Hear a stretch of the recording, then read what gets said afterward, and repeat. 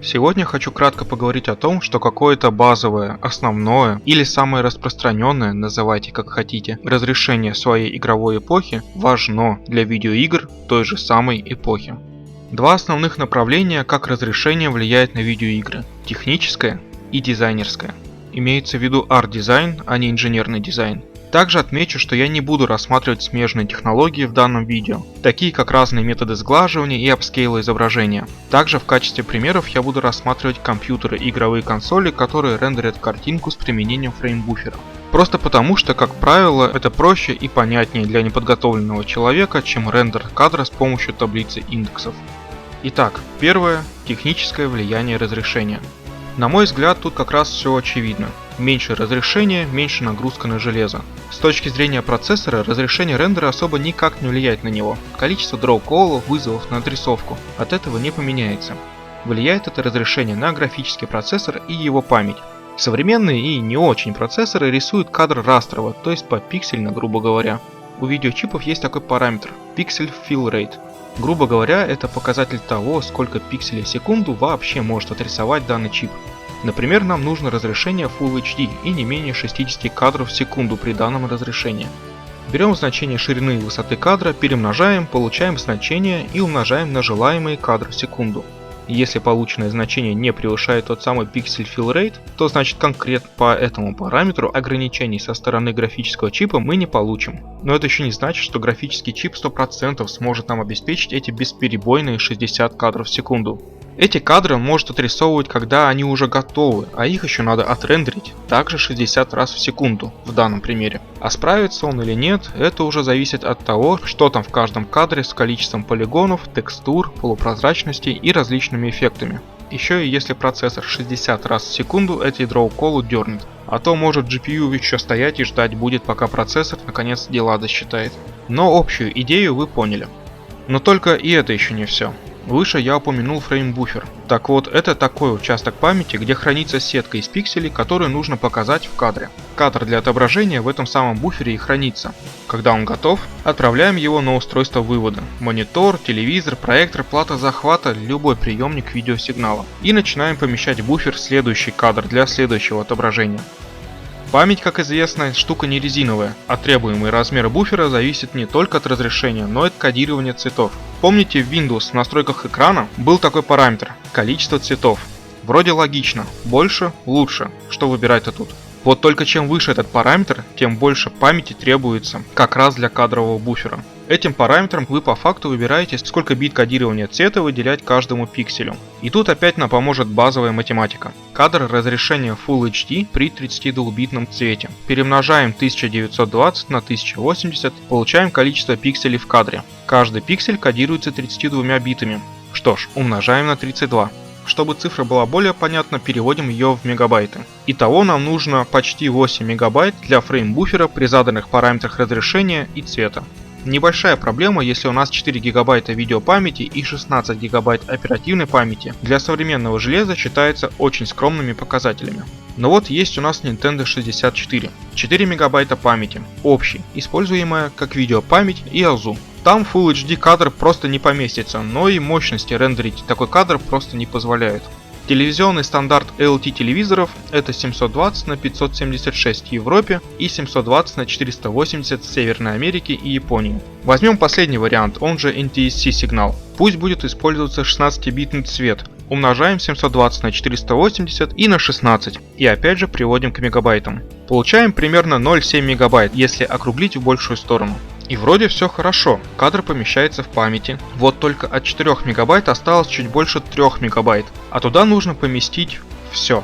Значения параметров всех объектов, переменные значения, вычисляемые по ходу игры, результаты расчетов, текстуры, тексты, звуки. И этого просто не хватает. Что делать? Резать качество звука, разрешение текстур. Игры на Nintendo 64 и так уже зачастую порезаны. Надо экономить. Почему бы и нет, 240p вообще еще стандартом в игровой индустрии является. Хотя там и мощности консоли не хватало на рендер в более высоких разрешениях, но и память тоже давала нагоняя разработчикам. Что ж, индустриальный стандарт 320 на 240.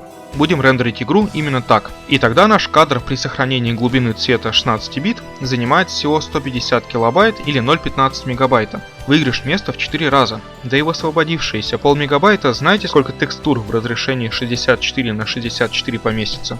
Другой вариант – это экономить на глубине цвета. Тоже достаточно распространенный прием. Замечали, как часто игры на PlayStation 2 при переходе в прогрессивный режим снижают эту самую глубину цвета? Вот как раз для экономии кадрового буфера. Как уже говорилось, память не резиновая.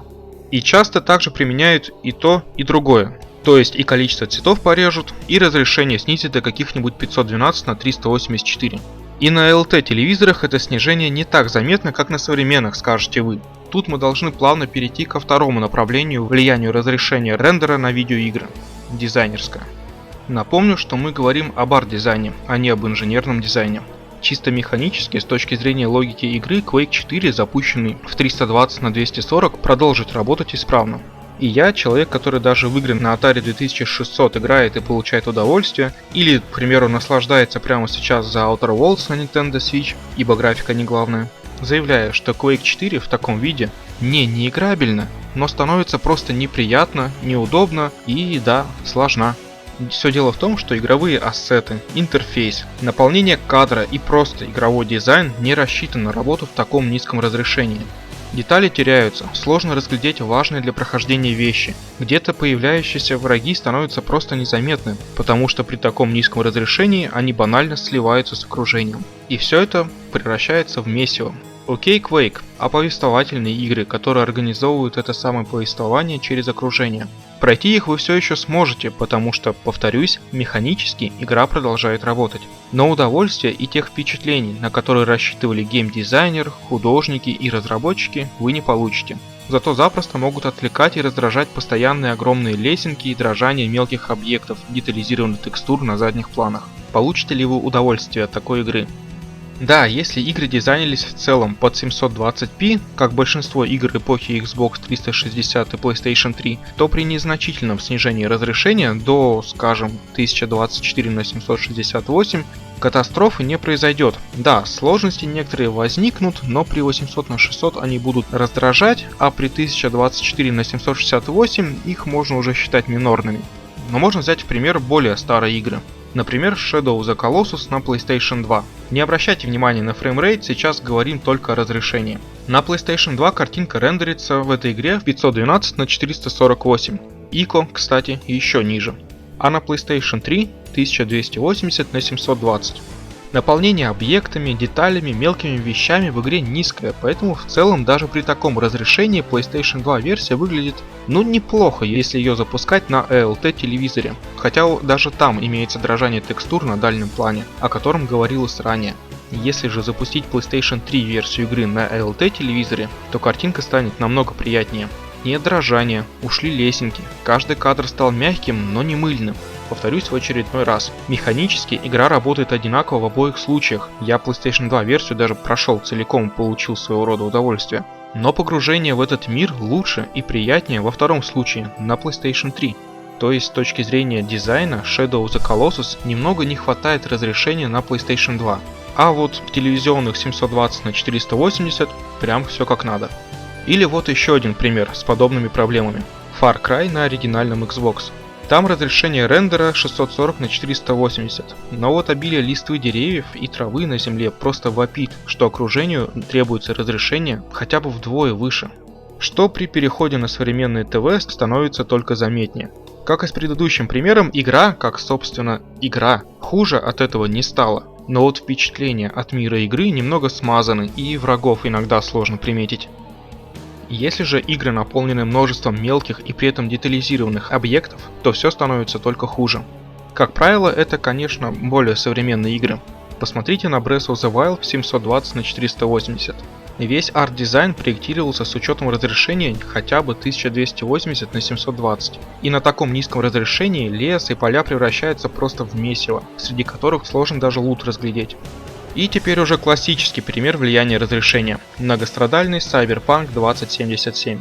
При всех его минусах окружение города наполнено просто огромным количеством мелких деталей. И хотя я считаю, что именно Киберпанк эта игра подает весьма попсово, но объекты и текстуры в игре настолько детализированы, что им нужно хотя бы Full HD. При разрешениях ниже детали теряются и смазываются. Бывает, что сложно что-либо разглядеть, а пиксели объектов и текстур просто не помещаются в пиксель кадра, и начинается борьба за место, которая выливается в дрожание картинки, от которого в отдельных сценах даже неприятно для глаз. Ну и вот вам в финале Cyberpunk 2077 в разрешении 720 на 480 на LT телевизоре. Цвета и уровень черного – мое почтение. Но в остальном не очень хороший опыт. Так к чему все это было и какие выводы сделать? О том, что графика и разрешение не важны, но только до какого-то определенного предела. Да, это технический инструмент для поднятия производительности игры до 60 кадров в секунду или хотя бы до минимальных 30. В некоторых случаях поднять счетчик фреймрейта хотя бы до двухзначных значений, но о таких проблемах сейчас не говорим. Но также разрешение в том числе это то, что учитывается при арт-дизайне и часто при гейм-дизайне игры. Особенность построения пиксельной сетки на LT-телевизорах вносит свои коррективы, которые учитывались при разработке и которых игры лишаются, когда вы запускаете их на ЖК-панелях. А высокое разрешение современного оборудования позволяет отображать больше деталей на объектах, больше самих этих объектов, больше мелких объектов и даже использовать больше цветов. Но при запуске на сильно сниженном разрешении этот визуал не только разваливается, но может стать и проблемой. Влияние начинается всегда, даже при смене разрешения на небольшие значения, но насколько сильно оно будет влиять, зависит от контекста. Dark Souls выглядит отлично как при 4К, так и при 720p, а вот у того же Киберпанка при 720p уже начинаются проблемы. Субъективно, я играю и так, и мне нормально.